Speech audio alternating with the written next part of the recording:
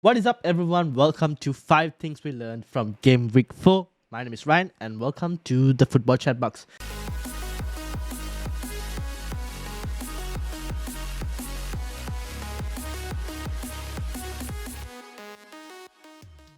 Today, we're going to be looking into 5 various things from Gameweek 4, starting with number 1, a new number 9 at Spurs. Now, the guy on the thumbnail, Heung-min Son, obviously scored a hat-trick, played in that number 9 role with Richarlison now not looking like he's going to be playing there. Obviously, Richarlison, the last few games, got his chance, didn't look really great. So Son took that spot and he scored a hat-trick and looked really good. But Spurs have signed a new striker in Brennan Johnson. Now, this is where we kind of had to wait and see. I don't know if we should immediately jump on the Sun straight away. I don't mind waiting, giving it one more week. Obviously, the next game in Gameweek 5 is against Sheffield United. So if people want to really take the punt, I think that is the game. But after that, 6 and 7 against Arsenal and Liverpool aren't the best. But after that, they got a good run as well. So there is a bit of there is an advantage in waiting as well. But obviously, the big game in terms of points could be the Sheffield United game. But I still don't know if Brennan Johnson is going to be playing that number 9 or is Son going to be playing that number 9. Or will Richarlison be back? Highly unlikely. I think Richarlison wasn't great in the position. Spurs look better without him in that spot. So this is one to monitor. If you want to take the punt on Son and you think he's going to be playing the number 9 in the Sheffield game as well, I don't mind it. Me personally, I already have Maddison and I'm happy with Maddison. And I'll wait and see whether Son, obviously, I'll give up that Sheffield game and I'll wait and see whether he actually continues to play in that number 9 spot or he doesn't. That's one thing that I want to watch, wait and see. But yeah, a new number 9 at Spurs. Let's move into number 2. Alvarez, second or third City attacker. Now, a lot of you already have Haaland, and some of you, like myself, also probably have Foden as well. Now, for those of you who don't have Foden or a second City attacker, Alvarez is turning out to be a really good option. 6 million, 6 million, a bit more than 6 million now. He got a goal and 2 assists as well on the weekend. 6.7 million actually. Really good priced. Not really budget, but a lower price bracket striker that you could use either for a second striker option or a third striker option. Obviously, Europe starts to kick in now. Maybe that brings about a bit of rotation, so that's something to kind of wait and see. But he's getting good enough returns for his price point that it's becoming a bit hard to ignore. So let me know, are you tempted by Alvarez or do you already have Alvarez? Let me know in the comments. But I think he's becoming a decent second or third City attacking option that we probably need to keep our eyes peeled out on. Especially given that the defense is a bit unpredictable and also not keeping clean sheets per se. So maybe triple City attack is the way to go. Let me know in the comments. Alright, if you reached up to this part, make sure to hit the like button. Hit that subscribe button as well because we're trying to get to 1,000 subscribers. Let's move into number 3, which is frustrating Jackson and Chelsea. Now, obviously a lot of people bought Raheem Sterling. Not the result you want to see with a lot of people with having Turner on their bench as well. And Chelsea just not been able to score a single goal. Jackson, as an owner of Jackson, it's very frustrating, especially if you see that miss at the end. You're like, potential Sterling assist, Jackson goal missed. You're like, how do you miss that? But the problem with Jackson is he's very raw, that he's not composed as well in front of goal. And I think I'll still give him a go, right? I'm not going to get rid of him immediately. But game week 6, when they play Aston Villa, I don't mind potentially having my third striker, whether that's Joao Pedro still against Bournemouth, or if I go for potentially if we see Alvarez might start the game week 6 game against Forest, I don't mind punting over there as well, potentially. Or I'll come back later into this episode when we get to the 5th point. Another striker as well, starting them ahead of Jackson, who will play potentially Aston Villa. Chelsea as a whole are still very, like, they're not sharp in front of goal, not converting as much.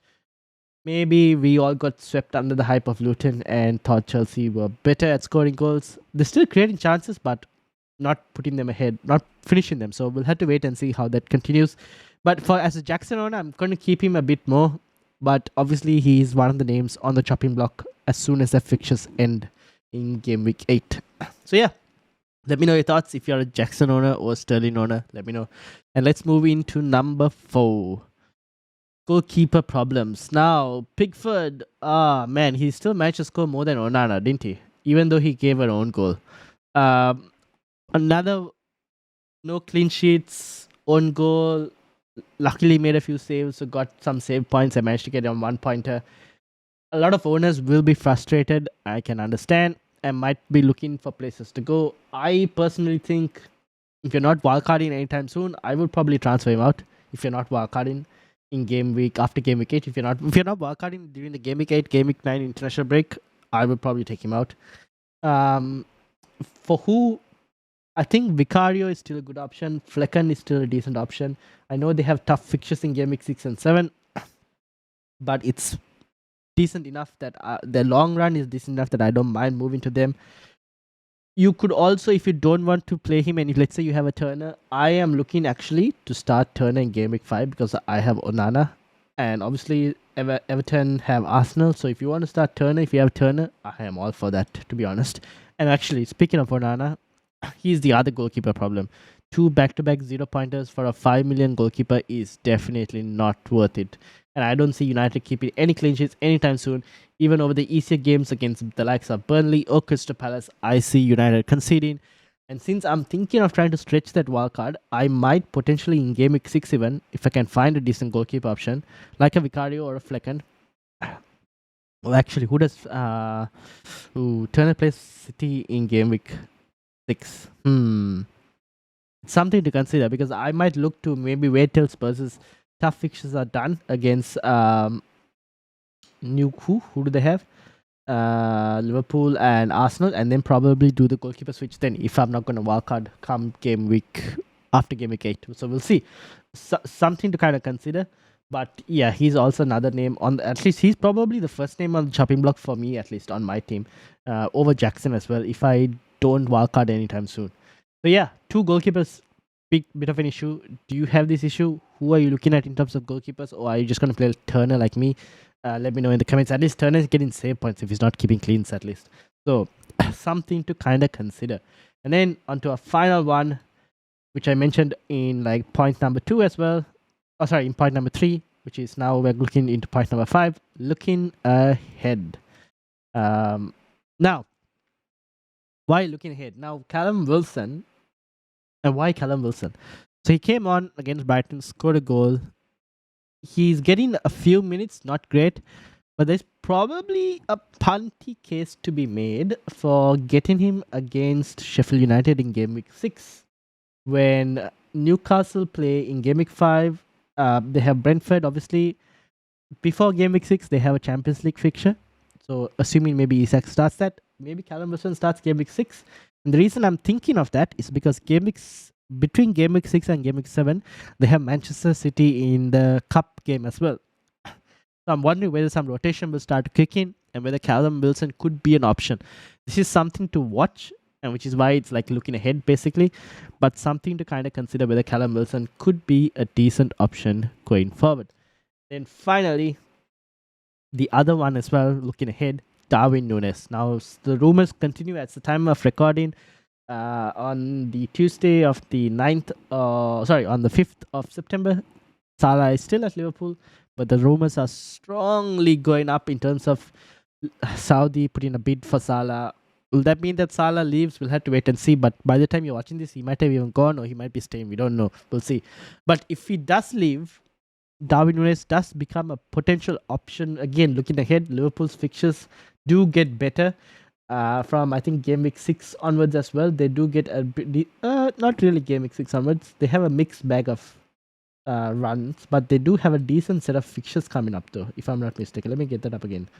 So they have 5 and 6 really good fixtures, Wolves and West Ham, and then again in 9, 10, 11 they have really good fixtures as well. So maybe something to consider for those who are looking for a third striker option or even a second striker option. Again, punty, just like the Callum Wilson one, but like we did the FPL forecast video, this is something with regards to trying to look ahead of people getting onto the template. Maybe these two players can become template, but we don't know yet. But sometimes you got to take a risk. Let me know what your thoughts are about this. But yeah, we'll end it there. That's 5 things we learned from game week 4. If you reached up to the end of this video, let me know in the comments what your thoughts are and what you learned. And also hit the like button, hit the subscribe button. And thank you all for watching. I'll see you all later. Close till I get up. Time is barely on our side. I don't wanna waste what's left. The storms we chase are leading us, and love is